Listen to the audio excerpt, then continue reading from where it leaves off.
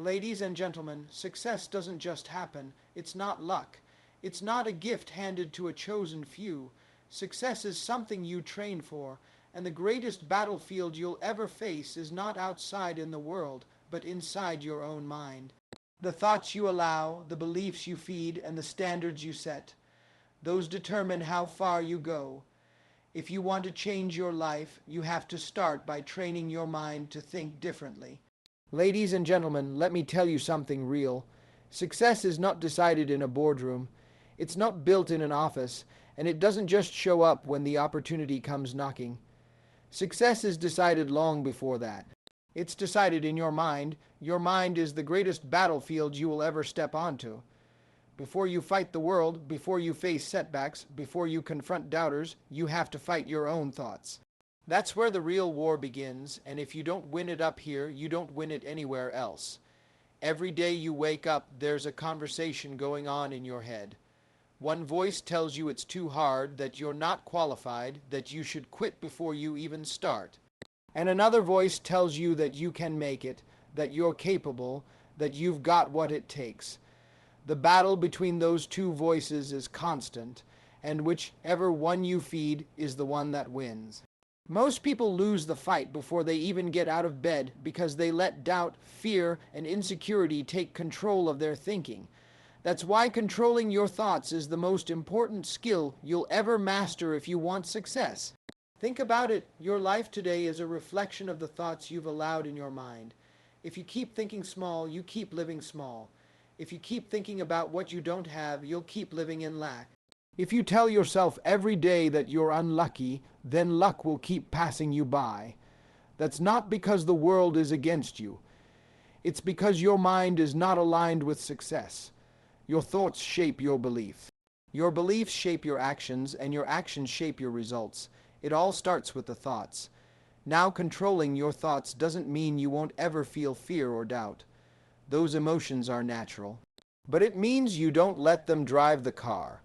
It means you acknowledge them, but you choose not to let them dominate the conversation. When your mind tells you, "I can't," you push back with, "I can if I stay committed." When your mind says it's too late, you counter with, "It's never too late to get started." That's training your mind. That's taking control of the battlefield. Let me make it plain. If you go into a boxing ring without training, you're going to get knocked out in the first round. The same thing happens in life.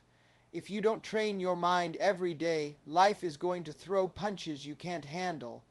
Somebody's going to tell you no and you'll fold. Somebody's going to criticize you and you'll quit. You'll face one setback and you'll walk away, not because you weren't capable, but because you didn't win the battle in your head. A trained mind prepares you to take those hits, keep standing, and keep swinging until you land your victory. So how do you start controlling your thoughts? You monitor what you feed your mind. Just like your body can't stay healthy if all you eat is junk food, your mind can't stay strong if all you feed it is negativity. If you're always around people who complain, who tell you it's impossible, who drag you down, guess what? That's what fills your mind. But if you surround yourself with voices of encouragement, if you read things that inspire you, if you fill your mind with images of where you want to go instead of where you've been, your thoughts begin to shift. And once your thoughts shift, your entire life starts moving in a new direction. Ladies and gentlemen, controlling your thoughts is not easy. It takes discipline. It takes catching yourself when you're drifting into negativity and pulling yourself back. It takes replacing "I can't" with "I will." It takes faith when the evidence around you says otherwise. But the reward is worth it, because once you win the battle in your mind, nothing outside of you can stop you. The storms will come, the challenges will rise, but you'll stand firm because your victory was already won inside your head before it ever showed up in your life. Ladies and gentlemen, I want you to hear me clearly on this. Too many people live their lives blaming their circumstances. They say, "If I had been born into a different family, I'd be further along. If I had more money, I'd be successful. If I'd lived in a better neighborhood, I'd have better opportunities." And while those circumstances can affect your path, they do not define your future. What defines your future is your thinking.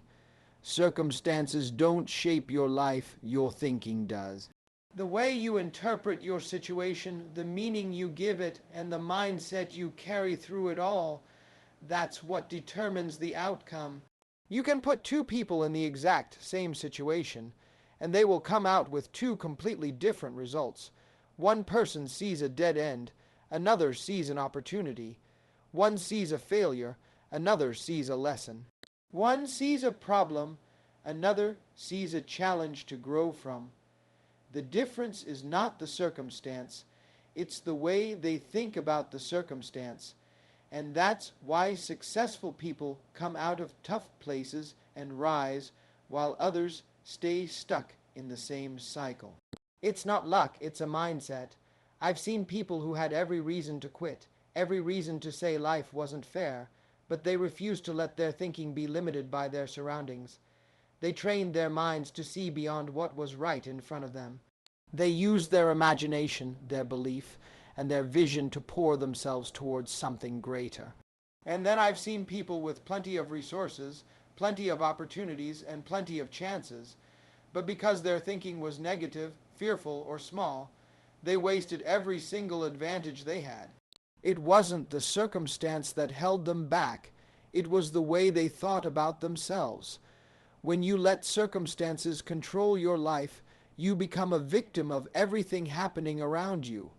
But when you take control of your thinking, you rise above the situation. You might not be able to change the fact that you lost your job, but you can change the way you think about it. You can see it as the end of your career, or you can see it as a chance to finally build the business you've been dreaming about. You might not be able to change the fact that you grew up and struggled, but you can change the way you think about it. You can see it as a curse that limits you, or you can see it as the fuel that pushes you to create a better life. That's the power of your thinking. It takes what seems impossible and makes it possible because you start to see a way where others see nothing. And once your mind accepts the possibility, your actions start lining up with that belief. Your energy changes, your decisions change, your persistence grows, and sooner or later, your reality starts to match your mindset. That's why your thinking is more powerful than any circumstance. And I'm not telling you to ignore your reality or pretend that struggles don't exist. Struggles are real, setbacks are real, and pain is real, but how you respond to them is a choice. You can either let them break you, or you can let them build you. You can either say, this is too much for me, or you can say, this is preparing me for something bigger. The words you choose, the thoughts you repeat, the beliefs you hold on to, that's what shapes your life, not the struggle itself. And the reason so many people stay stuck is because they've let their minds become prisoners of their circumstances. They've accepted the idea that because they're in a certain place, they have to stay there. But the people who rise are the ones who refuse to let their environment dictate their destiny. They believe something great is possible even when they don't see it yet. That belief becomes the spark that leads them out. Your life will never rise higher than your thinking. If your thinking is limited, your life will be limited. If your thinking is abundant, your life will expand.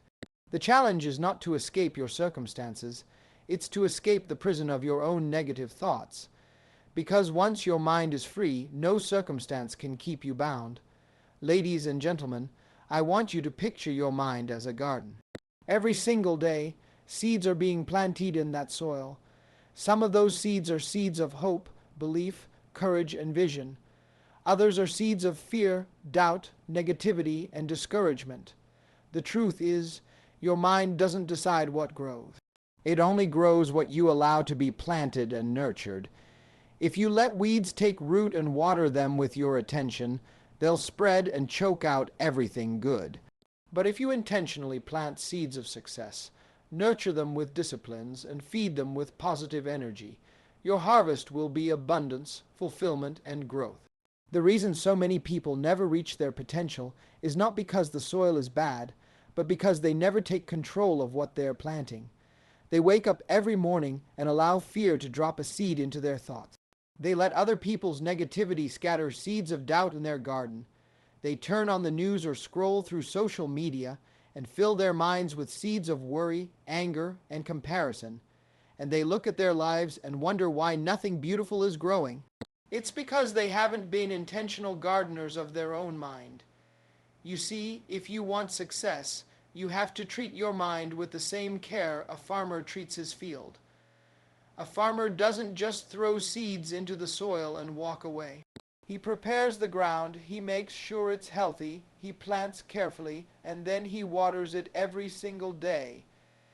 He knows weeds will show up, so he pulls them out before they spread. That's exactly how you have to approach your thoughts. You have to prepare your mind with gratitude, plant it with faith, water it with consistency, and protect it by removing negativity as soon as it shows up. If you don't, the weeds will overtake the garden and your harvest will reflect it. Let me give you an example. If you keep planting seeds of, then guess what? That's the harvest you're going to see in your life. Failure, lack, and giving up before you even try. But if you plant seeds of, I can't, I'm not enough, it's too hard, I can learn this, I am capable, I will overcome, then when the challenges come, you already have the strength and confidence rooted deep in your soil. The harvest will be persistence, growth, and success. Your garden always produces what you plant, no exceptions. The challenge is that sometimes the weeds don't look dangerous at first. Doubt can sound reasonable, fear can sound like wisdom, negativity can feel like just being realistic. But the truth is, every time you let those thoughts linger, you're giving weeds permission to grow, and weeds don't need much time to take over. That's why you've got to be vigilant with your mind. You can't just let any seed take root. You have to choose carefully what gets planted and make sure it's aligned with the life you want to live. And here's something else. Seeds take time to grow. You don't plant one seed of faith today and expect a full harvest tomorrow. That's what most people give up. They start thinking positively for a week, but when nothing changes immediately, they say it doesn't work. But just like a farmer, you've got to trust the process. The seeds are growing beneath the surface even when you don't see them. If you stay consistent, if you keep planting, if you keep watering, eventually the harvest will come. The most powerful thing you can do for your future is take control of what you're planting in your mind right now. Feed yourself with words that uplift you. Surround yourself with people who challenge you to grow. Expose yourself to environments that push you higher. Every choice you make about what goes into your mind is a seed, and every seed has a harvest attached to it. If you don't like the harvest you're living with today, it's not because your soil is broken. It's because it's time to change the seeds you've been planting. Ladies and gentlemen, one thing I've learned is that life will always test you. No matter how much you prepare, no matter how good your plan is, obstacles are guaranteed to show up. You can't pray them away, you can't wish them away, and you can't live a life so perfect that problems won't knock on your door. The difference between people who make it and people who give up is not the absence of obstacles. It's how they think when those obstacles arrive. A trained mind doesn't collapse at the first sign of trouble. A trained mind looks at the obstacle and says, there's a way through this. There's something here for me to learn. There's an opportunity hidden inside this problem. That shift in thinking changes everything. When most people face obstacles, their first reaction is to stop. They say, this is a sign I'm not supposed to continue. They let the wall in front of them convince them that the path is closed. But successful people think differently. They look at the same wall and start searching for doors, for windows, or for a way to climb over it. That determination doesn't come from luck. It comes from a mind that's been trained to see possibility where others only see difficulty. And once you train your mind to think that way, you stop being afraid of problems because you know they carry opportunities inside them.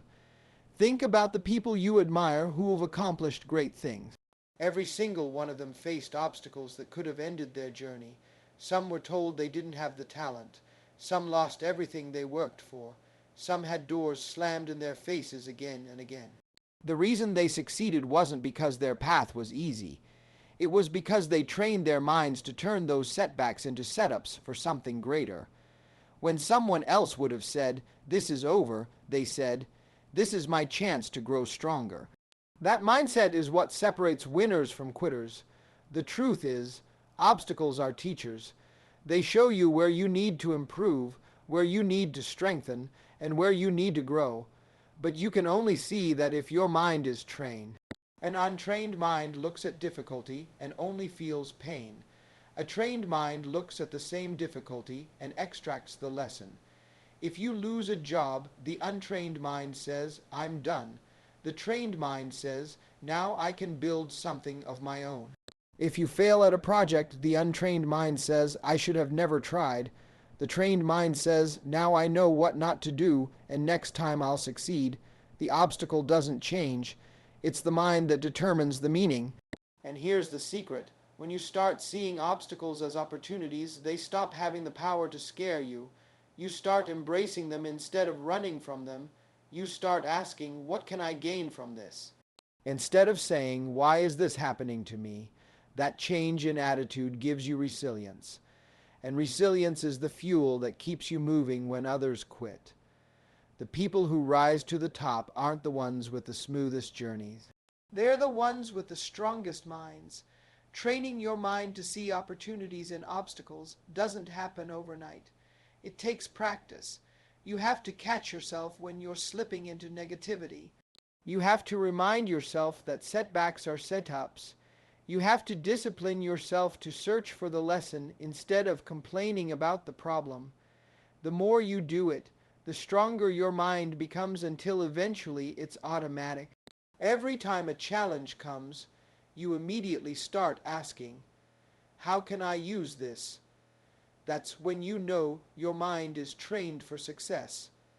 Because here's the reality. The world is not going to hand you everything you want. Doors will close, plans will fall apart, people will let you down, but none of that has to stop you. If your mind is trained, then every closed door is just pushing you toward the right one. Every failure is giving you wisdom you couldn't buy with money. Every delay is preparing you for something greater. The obstacle that was meant to break you becomes the very thing that builds you. That is the power of a trained mind.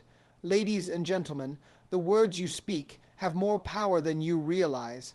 Every sentence that comes out of your mouth is either building your future or holding you prisoner to your past. Too many people keep speaking failure into their own lives without even noticing it. They say things like, "I'm broke, I'm unlucky, nothing ever works out for me." And then they wonder why their lives keep reflecting exactly what they declare. The truth is your words are seeds, and whatever you consistently speak over yourself eventually becomes the reality you live in. If you want to create success, you can't keep affirming your past struggles. You have to start affirming the future you want to see. One of the greatest mistakes people make is letting their history write the script for their destiny. They go through a painful season, and then they let that season define their identity. They said, "I failed once, so I must be a failure. I was hurt, so I must always be broken. I grew up poor, so I'll never escape poverty." But your past is not your prison unless you decide to keep repeating its story. The way to break free is to change the narrative you speak over your life. Instead of constantly rehearsing what went wrong, you've got to start declaring what's going to go right. Instead of saying, "I can't," start saying, "I will." Instead of repeating, "I've always been this way," start affirming, "I'm becoming better every day." Speaking success into your life doesn't mean ignoring reality. It means choosing to align your words with possibility instead of limitation. It means refusing to let your present circumstance dictate your language, because language has power. It not only shapes the way you see yourself, it shapes the way others see you, and ultimately the opportunities that are open for you. If you walk into every room talking defeat, people will treat you like you've already lost.